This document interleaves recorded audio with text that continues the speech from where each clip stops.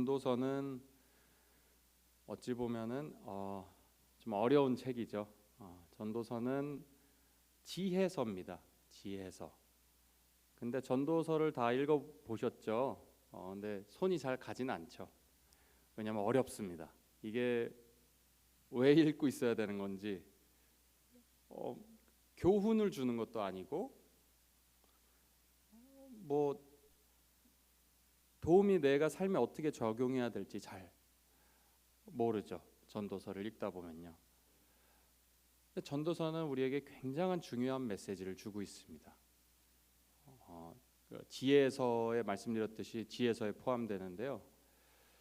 무엇이 지혜일까요? 듣다 보면은 읽다 보면 그냥 아무 생각 없이 읽다 보면은 이게 지혜인지 아니면은 뭐 그냥 때로는 굉장히 우울하게 만드는 책이기도 하고요. 읽다 보면은. 근데 사실 그렇지가 않습니다. 이 전도서가 주는 지혜는 다른 어떤 책도 줄 수 없는 특별한 지혜를 담고 있습니다. 전도서에는 이 솔로몬이 혼자 쓰진 않은 것 같습니다. 근데 대부분이 솔로몬이 쓴 것 같고요. 그 솔로몬이 적었지만 그것은 사실 중요하지 않습니다. 그렇게 그 내용이 중요하죠. 전도서의 메시지는 무엇일까요? 그러면 전도서는 메시지는 첫 절에 나와 있습니다. 제가 읽어드리도록 하겠습니다. 두 번째 줄이죠. 전도자가 가로되 헛되고 헛되며 헛되고 헛되니 모든 것이 헛되도다. 허망하다는 것입니다. 그리고 그것을 아는 것이 지혜라는 것이죠. 모든 것이 허망하다. 근데 이게 어떻게 지혜가 될 수 있을까요?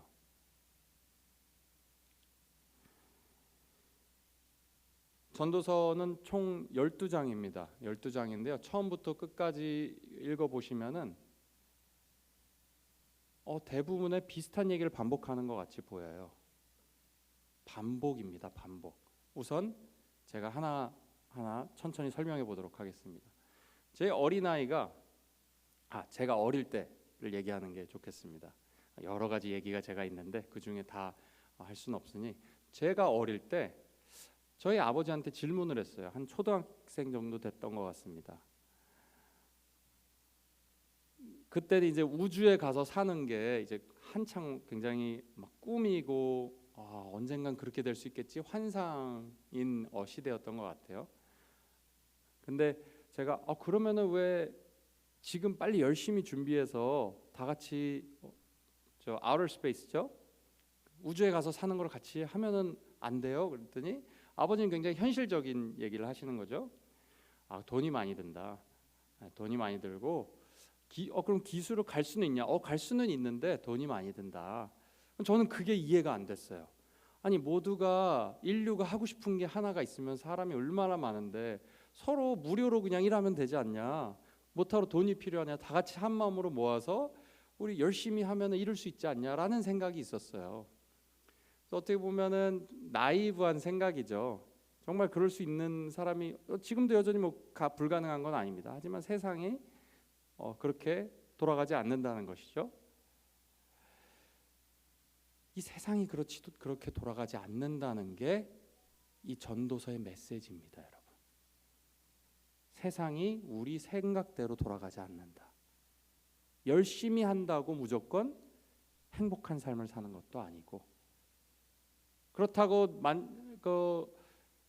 게으르게 그냥 내 마음대로 산다고 그것이 행복한 것도 아니다. 다 허무하다라는 것이 이 메시지입니다. 그리고 중요한 것은 인생은 짧다입니다. 또 인생은 짧다. 생각보다 너가 생각하는 것보다 짧고 그 내용은 허무하다. 그리고 그 허무함이 반복된다입니다. 반복된다. 인생에서 계속해서 반복된다는 거죠. 아침에 일어나서 일하다가 가서 먹고 가서 자고 그런 반복되는 삶이 계속된다는 것이죠. 인생은 덧없다입니다. 인생이 덧없다는 얘기를 잘 표현해 놓은 버스가 있습니다. 내가 돌이켜 해 아래서 보니 빠른 경주자라고 선착하는 것이 아니며 유력자라고 전쟁에 승리하는 것이 아니며 지혜자라고 식물을 얻는 것이 아니며 명철자라고 재물을 얻는 것이 아니며 기능자라고 은총을 입는 것이 아니니 이는 시기와 우연이 이 모든 자에게 임함이라. 대저 사람은 자기의 시기를 알지 못하니 물고기가 재앙의 그물에 걸리고 새가 올무에 걸림 같이 인생도 재앙의 날이 호련히 임하면 거기 걸리느니라. 이런 현실을 알으라는 겁니다. 우리한테 우선은. 이게 우리한테 주는 메시지가 뭐죠? 첫 번째로는 우리의 반응은, 우리 크리스찬들은 너무 영적으로 세상을 바라보는 경향도 있습니다. 어떤 경향이죠? 리얼리스틱하지, 현실적이지 않은 낙관주의입니다. 현실을 보지 못한, 직시하지 못하는 낙관주의죠. 무조건 잘 될 거야. Be happy. Don't worry, be happy. 메시지 다 허무하다는 겁니다. 왜냐하면 그러지 않을 수도 있기 때문에요. 그렇게 희망을 걸어온 것 자체도 허무하다는 거예요. 무조건 잘 될 거가 아니기 때문에 우리 인생이. 아마 경험들 많이 하셨을 거라고 저는 믿습니다. 되돌아보면은 내가 소망한 대로 무조건 잘 되는 길을 소망했던 적이 있었지만 결과는 그렇지 않은 적이 오히려 더 많습니다.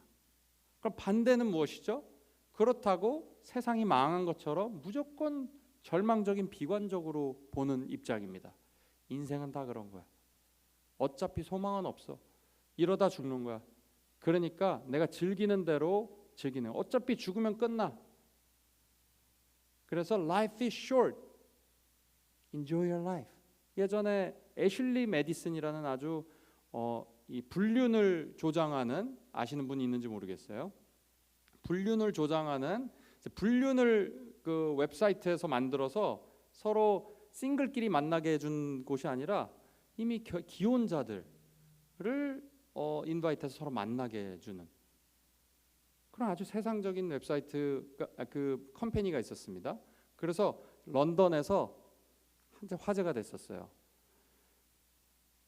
버스에 Life is short, have an affair, 바람 펴라, 이렇게 이제 광고를 하는 거죠. 근데 그 사람들의 세계관은 사람들이 많이 동의를 했나 봐요. 70 million people의 유저가 있습니다. 지금 거기에. 여러분, 한국 사람보다 많은 사람들이 유저예요. 한국 사람보다 많습니다. 한국 전체 인구보다. 남한, 북한 다 합친 것보다 많아요. 그 사람들 뭐죠? 그냥 즐길 수 있을 만큼 즐겨라. 어차피 인생은 끝난다. 한번 살고 아무것도 없다. 굉장히 비관적인 삶이죠. 세계관이죠. 그 두 가지 모두가 아니라는 겁니다. 지금 전도서에 의하면 사실은. 얼핏 보면은 후자에 좀 더 가까운 것 같아요. 어차피 허망하다. 하지만 거기서 그치지 않습니다. 전도자는. 그러면 우리가 어떻게 해야 되냐? 이 반복되는 삶, 그리고 곧 죽을 것을 아는 삶, 어떻게 해야 되냐? 두 가지 오늘 정리해봤습니다. 인생이 짧은 것처럼 오늘 설교도 굉장히 짧을 겁니다. 하지만 그 메시지는 결코 가볍지 않습니다, 여러분. 두 가지입니다. 첫 번째는 이 전도서에 쭉 걸쳐서 12장 걸쳐서 반복적으로 나오는 얘기가 있습니다. 만족하라입니다. 만족하라. 만족하면서 살아라입니다. 이게 우리 현대에서 가장 하기 힘들고 할 수 없게 만드는, 문화와 사회가 할 수 없게 만드는 것이 만족입니다. 마케팅의 가장 큰 핵심적인 스트래티지가 뭔지 아십니까? 부족함을 느끼게 하는 것입니다. 너는 지금 부족하다. 그대로 안 된다. 그대로 있으면 안 돼. 넌 우리 제품을 사야지 비로소 행복해질 수가 있어. 이게 모든 메시지의 공통적인 common denominator라 그러죠. 공통 분모입니다. 부족하다. 맞죠? 부족하죠. 다 부족하죠. 부족한 세상이라고 지금 전도서가 얘기하고 있습니다. 이 세상은 부조리하고 내 생각대로 되지 않고 이 세상 안에서 네가 원하는 걸 얻을 수 없을 것이다 라는 것이 전도서의 메시지입니다. 근데 그것을 교묘하게 이용해서 그 사람들은 자기네들이 원한을 얻게 되는 아주 도둑과 같은 마음이죠, 사실. 그렇다고 제가 뭐 이 세상의 모든 회사나 뭐 마케팅을 비난하는 것은 아닙니다. 그게 좋게 선용될 수도 있겠죠. 그리고 그것이 우리가 살아가는 방식이기도 하고요. 그렇게 단순하게 그것을 악이라고 칭할 수는 없을 만큼 세상은 단순하지가 않죠. 하지만 그 핵심적인 메시지에는 우리의 부족함을 이용하는, 사용하는 그런 목적이 있다는 것이죠. 우리는 만족하지 못합니다. 이 처음에는 작은 집을 사면 이제 그 다음엔 좀 큰 집으로 가고 싶고, 특히 우리 지금 태어나는 아이들은 이제 한국이 많이 발전되고 선진국이 된 상태로 태어나고 좋은 세상에서 태어난다고 생각하죠, 저희는. 근데 저희 때는 특히 저희 그 아버지, 어머니, 할아버지, 할머니 세대 위에들은 굉장히 힘든 시기를 사셨습니다. 6.25를 겪으시고 보릿고개를 이제 넘으셨죠. 그래서 그때 마인드는 개천에서 용나는 게 굉장히 좋은 일입니다. 개천에서 용나는 것, 열심히 공부해서 성공하는 것. 저희 아버지도 굉장히 성공을 좋아하셨어요. 저희 아버지도 개천에서 용나신 케이스 중에 하나인 것 같습니다. 열심히 하셔서. 저희 아버지도 그래서 굉장히 성공을 좋아하셨어요. 그래서 저한테 항상 저희 세대 때는 세계 최고가 너무 좋았습니다. 세계에서 제일 가는, 뭘 하든 최고가 돼야 돼요. 그래야지 가치가 있는 것 같아요. 그래야지 내가 인정받을 수 있고 세상에 행복하게 살 수 있다라는 것이죠. 하지만 그렇지 않죠. 지금 전도서에서 하는 얘기는 무엇이냐면은 그게 허무하다는 거예요. 그렇게 하는 것이. 뭔가 내가 이루려고 하는 게 결국은 다 허무하다는 거죠. 열심히 내가 여기 아마 그 이민 오시면서 다 열심히 일하셨을 거예요. 저도 열심히 지금까지 해왔습니다. 근데 그 열심을 해서 누구 줄 거라냐는 거예요. 지금 이렇게 얘기할 수 있겠죠. 우리 자식들한테 줄 거다. 그게 생각대로 그렇게 되지 않을 거라는 거죠. 그럼 자식도 그렇게 열심히 살다가 죽어야 되는 거냐? 잘 생각해 봐야 돼. 이거는 우리의 삶을 약간 한 발짝 물러서서 보게 해줍니다. 전도서는. 그렇게 지금 열심히 해서 뭐 하려고 그러냐라는 메시지를 우리한테 던지고 있다는 거예요. 다 허무하다는 거예요. 다 없어질 것이다 라는 것이죠. 너가 열심히 해서 벌어놓고 쌓아놓은 것들을 너가 모르는, 생판 모르는 누군가가 그 이득을 취할 것이다 라는 얘기죠. 그런 얘기도 쭉 나와 있습니다. 여기서 주는 메시지, 만족이라는 것은요, 백합과 같은 삶입니다. 백합과. 마태복음에 예수님께서 직접 말씀하시죠. 너희가 염려하지 마라.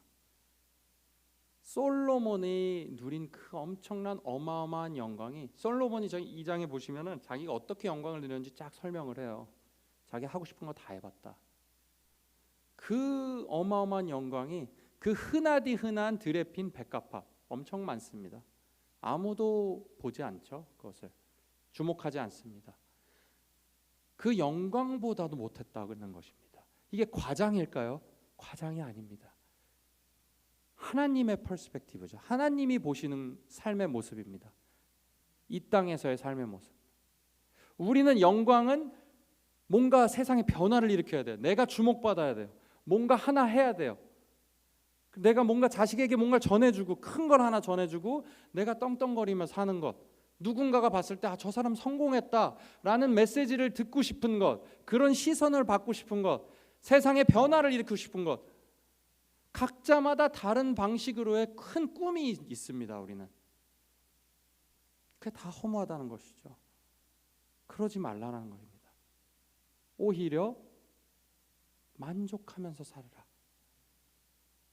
너가 주어진 이 반복적으로 나오는 것이 계속 만족하면, 그럼 무엇을 만족해야 될까요? 꼭 영적인 것만이 아닙니다. 영적이란 만족도 당연히 가장 중요한 만족이죠. 하지만 세상도 하나님이 창조하셨어요. 식물도 하나님이 다 창조하신 창조물이고 좋은 것이라고 바울이 얘기하죠. 너가 일해서 소산을 먹고 즐기는 것이 하나님의 선물이다. 큰 욕심 낼 필요가 없다. 너가 어떤 사람이 돼야 되는 것이 아니다 라는 거죠. 어떤 중요한 사람이 돼야 되는 것이 아니다. 왜냐하면 너는 이미 중요한 사람이다. 그러니까 이거는 우리가 지금 하고 있는 일들이나 계획한 일들을 다시 점검하게 해줍니다. 내 마음속에 품고 있는 계획들, 꿈들 다 점검해 볼 필요가 있다는 거죠. 그것이 정말 허무한 일이 될 수 있습니다. 그러니까 어떻게 보면 이런 얘기입니다. 그렇다고 뭐 일을 아예 안 하라는 얘기도 아니에요. 그러니까 이게 삶의 지혜입니다. 너무 과하지도 말고 너무 적지도 말고. 어떻게 기준을 삼으면 좋으냐면요, 이 전도서와 성경에 걸쳐서 보면은 욕심을 부리지 말라는 것이죠. 우리는 욕심을 자꾸 냅니다. 다른 사람과 비교하고. 하나님이 주어지시는 것, 백합화의 영광이 무엇이냐면요, 욕심을 부리지 않고 하나님이 주시는, 길쌈도 아니하고 하나님이 내추럴리 우리에게 주시는 대로 그대로 만족하면서 그 안에서 행복을 찾고 사는 것입니다. 그것 자체를 행복해 하는 거예요. 우리가 행복하지 못한 이유는 자꾸 욕심이 들여서 그래요. 내가 정한 욕심, 내가 정한 목표, 거기에 도달 못하면 힘들어하고, 옆에 사람 싸우고, 어떻게 해서든지 쟁취하고, 그게 바로 다 헛되다라는 것입니다. 욕심을 부리지 말라 그러면은 우리가 욕심을 안 부리나요? 그러지 않죠. 계속 욕심 부리죠. 욕심 부리지 마. 어린아이들한테 계속해도 그 다음에는 또 욕심 부리죠. 귀등으로도 안 들리죠. 욕심. 하지만 전도서에는 허무하다는 겁니다. 결국은. 그래, 네가 가질 거 다 가져봐. 근데 네가 깨달은 건 단 한 가지밖에 없을 거야. 허무하다는 거. 이것이 지금 전도서의 말이죠. 인생은 그 날이 풀과 같으며 그 영화가 들의 꽃과 같도다. 그것은 바람이 지나며 없어지나니 그곳이 다시 알지 못하거니와. 우리가 사라지면은 다음 세대가 왔을 때 아무도 기억하지 못한다는 것이죠. 네가 지금 쫓고 있는 것도 분명히 그렇게 될 것이다. 아무도 기억하지 못할 것이다. 첫 번째는 그렇습니다. 만족을 해야 되는 것입니다. 이 세상이 허망하다는 것을 마음속에 깊이 기억하고 만족하는 것, 작은 것에 만족하는 것이 사람이 행복한 사람입니다. 작은 것에 만족하는 것. 두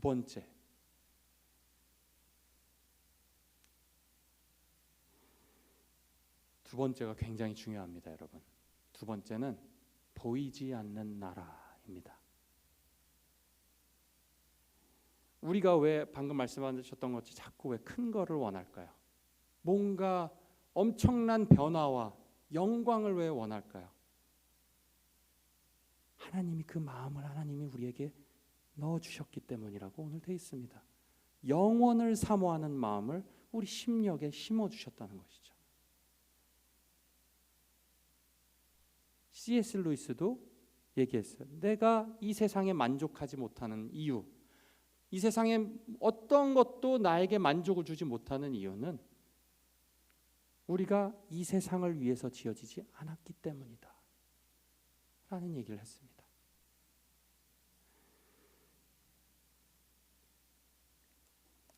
김영민이라는 한국의 이제 교수이죠. 교수이신데 유명해진 책이 있습니다. 서울대학교 정치외교학과 교수신데요. 저도 이제 한번 읽어보았습니다. 근데 그 중에 아주 지금 전도서의 이야기가 우리 현실에서 어떻게 또 재밌게 또 표현됐는지, 그것이 증명이 되었는지 제가 좋은 예가 있어서 한번 읽어드리려고 합니다. 광화문에 가면 청와대가 있고 국정화 반대 시위가 있고 시위를 진압하는 물대포가 있고 물대포에 쓰러지는 시민이 있고 안 보이는 사랑의 나라라는 전시가 있다. 안내문에 따르면 전시의 의도는 지금 여기에 부재하는 것들의 빈자리를 드러내고 그것들의 의미를 되새기려는 것이다. 그 전시에는 관객이 릴레이식으로 연이어서 책을 필사하는 필경 프로젝트가 있다. 참가자는 전시실에 마련된 필경사의 방에 들어가 책을 필사한다. 국정교과서 집필자들과는 달리 필경사들은 정부의 시책에 호응하러 온 소수의 석학들이 아니다. 그들은 아까운 시간을 내어 자발적으로 참여하러 온 1000여 명이 넘는 일반 관객들이다. 자신의 차례가 되면 물대포를 피해 외로운 시위라도 하듯 한 사람씩 필경사의 방으로 들어간다. 그리고 고요히 적어나가기 시작한다. 필경사는 국정교과서 집필자들과는 다르다. 과거에 위대하지 않았어도 우리는 위대하다고 쓸 필요가 없다. 한반도에는 사계절이 있다고 쓸 뿐 사계절이 분명해서 좋은 나라라고 쓸 필요가 없다. 앞에 주어진 것을 가감없이 필사하는 것이 그들의 일이다. 앞에 노비라고 되어 있으면 노비라고 써야 한다. 앞에 아무것도라고 되어 있으면 아무것도라고 필사해야 한다. 그들에게는 망언의 자유, 역사를 추행할 자유 같은 것은 없다. 그들은 어디에도 갈 수 없는 밀폐된 공간에서 1시간 동안 묵묵히 어떤 사실을 옮겨 적고 때가 되면 나와야 한다. 마치 주어진 삶을 묵묵히 옮겨 적듯 살아내고 삶의 방을 떠나야 하듯이 밖에 있는 관객들은 그러한 필경사의 얼굴을 볼 수 없다. 필경사가 옮겨 적는 동안 나머지 사람들이 볼 수 있는 것은 그의 굽은 등과 손뿐이다. 필경사들이 부여진 필기구는 그들의 혈관에 꽂힌 주삿바늘과도 같았고 전시는 그들의 피로 차오른 헌혈 튜브처럼 따뜻했다. 자신에게 어떤 무용담이 있어도 어떤 울화통이 있어도 필경사는 그것을 자신이 필사하는 곳에 쓸 수 없다. 그는 어떤 이야기도 마음대로 창조할 수 없다. 다만 주어진 것을 필사해야 한다. 그러지 않으면 더 이상 필경사가 아니다. 필경사는 아쉬움이 없는가? 그리움이 없는가? 토로할 것이 없는가? 있는 것은 있고 없는 것은 없고 산은 산이고 물은 물이라고 이야기하는 것은 선승의 몫이다. 사실과의 두렵고 외로운 대면을 마친 필경사들에게는 위로가 필요하기에 필경사의 방을 지나면 기억의 벽이라는 전시실이 나타난다. 여기에는 누구나 지금 이 순간 그리운 것을 카드에 써서 벽에 붙일 수 있게 되어 있다. 사람들은 현재 주어진 사실을 옮겨 적는 것만으로는 살아나갈 수 없는 것인지 그리운 대상을 적은 수백 수천 개의 카드가 매일 새로이 기억의 벽에 붙는다.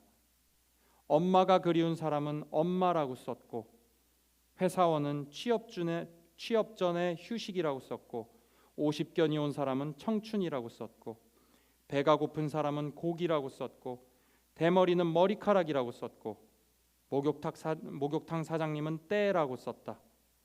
그 밖에 배신한 인간, 빗소리, 구름, 나의 스타일이라고 적은 쪽지도 있었다. 유달리 많은 것은 자신감이라고 쓴 쪽지였다. 유신, 대통령, 정부, 국회의원, 조선왕조, 대한제국, 고종, 전통, 카를 슈미트, 학생 주임 같은 단어는 보이지 않았다. 뜻밖에도 유니콘, 천사, 순수, 사랑같이 이 세상에 단 한 번도 존재한 적이 없는 것도 적어놓았다. 실로 사람들은 과거에 존재했던 것만 그리워하는 것이 아니라 한 번도 존재해 본 적이 없는 것도 그리워한다. 부재를 견디고 그리워하는 것으로 소진되는 생. 지친 사람들은 낮은 곳에 모여 파울 클레와 발터 베냐민이 이야기한 새로운 천사를 그리워한다. 나도 눈물이 흐르기 전에 무엇인가 적어 벽에 붙여놓았다. 이 전시가 주는 메시지는 동일합니다. 우리 마음속에 그리 과거도 그리워하지만 우리가 아직 보지 못한 그 어떤가를 소망하고 마음의 꿈으로 품고 살아가죠. 말은 하지 않지만 누구나 그 마음에 꿈이 있습니다. 그것은 바로 하나님이 우리에게 영혼을 심어 놓으셨기 때문이죠. 그리고 중요한 건 이것입니다. 배고프면 밥이 있어야죠. 목마르면 물이 있어야죠. 물을 마셔야죠. 그 영원을 사모하는 그 영원을 우리에게 허락하셨다는 겁니다, 여러분. 그래서 영원히 보이지 않는 나라, 이 세상이 끝이 아니라는 것, 언젠가는 하나님이 약속하신 그 나라가 반드시 올 것이라는 것, 그것을 기억하는 것이 우리가 이 허무한 모든 것이 허망해 보이는 이 삶에서 살아가는 지혜이라는 것이죠. 이 지혜자도 알고 있었습니다. 이 영원을 사모하는 마음을 자기가 가지고 있다는 것. 그렇기 때문에 이 삶이 더 힘들었겠죠. 우리도 마찬가지입니다. 우리가 원하는 대로 되지 않는 것이 우리가 힘들죠. 우리가 생각하는 그 사랑받고 사랑이 넘치는 공동체가 되지 않는 것이 우리가 이 교회에서 힘든 것이죠. 하지만 완전한 나라는 오지 않았습니다, 여러분. 반드시 그 완전한 나라가 옵니다. 그리고 그 완전한 나라, 이렇게 솔로몬은 소망만 했고 모든 것이 허무하다고 외쳤지만 하나님은 우리에게 그 완전한 길을 가는 길을 만들어 주셨습니다. 바로 예수 그리스도를 통해서죠. 우리가 목마를 때 생명수가 되주시고, 우리가 배고플 때 떡이다, 내가 떡이다, 나를 먹어라, 천국에서만 먹을 수 있는 그 생명수와 그 생명의 떡을 우리가 여기서도 느끼게 해주실 수 있다는 것을 우리가 성경을 통해서 알 수 있는 것이죠. 천국을 미리 맛보는 것, 그냥 죽을 때까지 너가 그곳에서 살 것만 생각하며 꾹 참고 기다려라가 아니고, 이곳에서 천국이 이미 너희에게 임했다, already but not yet의 삶을 또 우리에게 허락하신 주님. 이 전도서가 말하는 이 삶에 대한 고찰이 반쪽만 우리에게 적용되는 이유는 우리에겐 복음이 있기 때문입니다, 여러분. 하지만 이것도 맞죠. 하지만 이것만이 아닙니다. 우리에겐 완성된 하나님의 계시가 있습니다, 여러분. 이 삶에 숨겨놨다고 하셨는데 우리에겐 이제 드러난 것이죠. 하나님의 뜻이. 오늘 이 시간 이 전도서를 통해서 많이 허무함을 느끼실 바랍니다. 인생의 허무함을. 하지만 동시에 큰 소망도 우리 마음에 품고 살아가시며, 세상의 욕심을, 우리 안에 가지고 있는 욕심을 조금 버리시고, 여기 나중에 이제 11절 12절에 보면은 그래서 어떻게 살아야 되냐, 하나님을 경외하고 옆에 사람을 도와주라고 돼 있습니다. 선을 행하라, 그리고 음식을 맛있게 먹어라, 맛있는 거 먹고 즐겁게 살아라, 내가 주는 거 만족하면서 즐겁게 살아라입니다. 여러분, 삶이 그렇게 하나님이 우리에게 요구하시는 것이 그렇게 대단하지가 않은 것 같습니다. 네가 가지고 있는 것 즐기면서 행복하게 살다가 나한테 와라. 오늘 이 시간 정말 감사하시면서 하나님이 주시는 우리의 영원한 삶뿐만 아니라 이곳에서 그렇게 노력하고 힘들게 살지 마라, 행복하게 살아라, 내가 주는 게 충분하다 라는 말을 우리 마음에 새기시며 오늘 아침도 하나님한테 감사하시는 그런 하루 되시기를 주님의 이름으로 축원합니다. 자, 다 같이 찬양 한번 하고 기도하는 시간 가지도록 하겠습니다. 아까 찬양 같이 했던 447장 이 세상 끝날까지 찬양하시고 기도하시는 시간 갖도록 하겠습니다.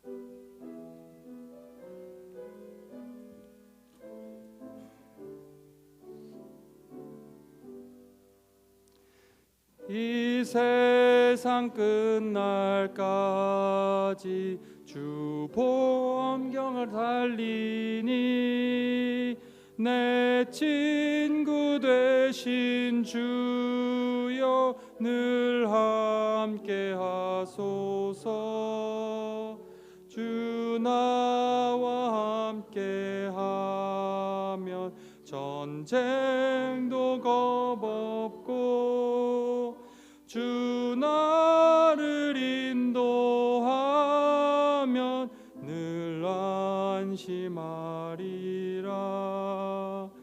나 주를 따를 때에 주 약속하신 것 그 영광 중에 모두 이루어 주소서. 주를 따라 섬기며 살리니 그 크신 은혜 속에 날 인도하소서. 이 세상 온갖 시험 내 마음을 흔들고 저 악한 원수들이 안팎에 있으나 주 나를 돌아시사 내 방패 되시고 내 옆에 계신 것을 늘 알게 하소서. 저 영광 빛난 곳을 주 허락했으니 그 허락하신 곳을 늘 사모합니다. 늘까지 쉬지 않고 주 따라가리니 주 넓은 사랑 안에 늘 인도하소서.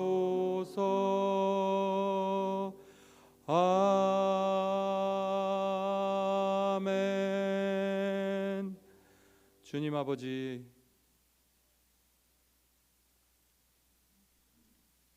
그동안 주께서 저희를 인도하여 오신 것 다 주의 은혜입니다. 주님, 우리가 이만큼 산 것도 다 주의 은혜요. 저에게 소망을, 영원한 소망을 주신 것 또한 주의 은혜입니다. 우리를 이 부조리한 세상에서 아담의 잘못으로, 아담과 하와의 잘못으로, 우리 인류의 잘못으로 망쳐버린 하나님의 이 창조의 나라, 하나님이 꿈꿔오셨던 그 이 망가져버린, 꿈꿔오셨지만 그 망가뜨려버린 이 세상에서 그냥 너네 그렇게 살다 죽어라 라고 내버려 두지 않으시고, 허망하게 내버려 두지 않으시고, 내가 너에게 더 좋은 세상을 주겠다 약속하시는 그 주님의 사랑을 저희가 오늘 생각해 봅니다. 주님, 주여 아버지, 그것은 그냥 줄 수 없었기에 하나님께서 주의 아들을 보내셔서 그렇게 고통받게 하심으로써 우리가 그 고통을 겪지 않게 하시려고, 결국은 하나님이 우리에게 선물을 주시기 위해서 그렇게 하셨다는 것을 오늘 마음속에 다시 한번 되새깁니다. 주님, 세상은 부조리하고 내 마음대로 되지 않고 허망하지만 그래도 괜찮은 것은 하나님이 더 나은 세상, 완전한 세상을 우리에게 약속하셨기 때문입니다. 주님, 주여 아버지, 우리가 주님이 주시는 작은 것에, 작지만 결코 작지 않은 그 행복을, 우리가 그 행복에 만족하면서 살 수 있게 해주시고 백합과 같은 삶을 살게 해주셔서 주님이 주시는 그 백합과의 영광을 우리도 누리게 해주시옵소서. 주님이 주시는 그 말씀으로 날마다 새로워지고 천국의 소망을 품고 살아서 고통 중에도 기뻐할 수 있는 법을 알려주시고, 또 우리 주위에 고통받는 자들을 그냥 지나치는 것이 아니라 그들에게 필요한 것을 채워주며 도와주며, 또 무엇보다 복음을 함께 나누는, 복음의 기쁨, 천국의 소망을 함께 기쁨을 나누는 그런 우리 모두 될 수 있게 하여 주시옵소서. 인생은 짧지만 주님의 나라는 영원한 것을, 주님의 말씀은 영원한 것을 저희가 믿습니다. 이 짧은 인생 살아갈 때 하나님께서 우리와 함께하여 주시옵소서. 우리 주 예수 그리스도의 이름으로 감사드리며 기도합니다.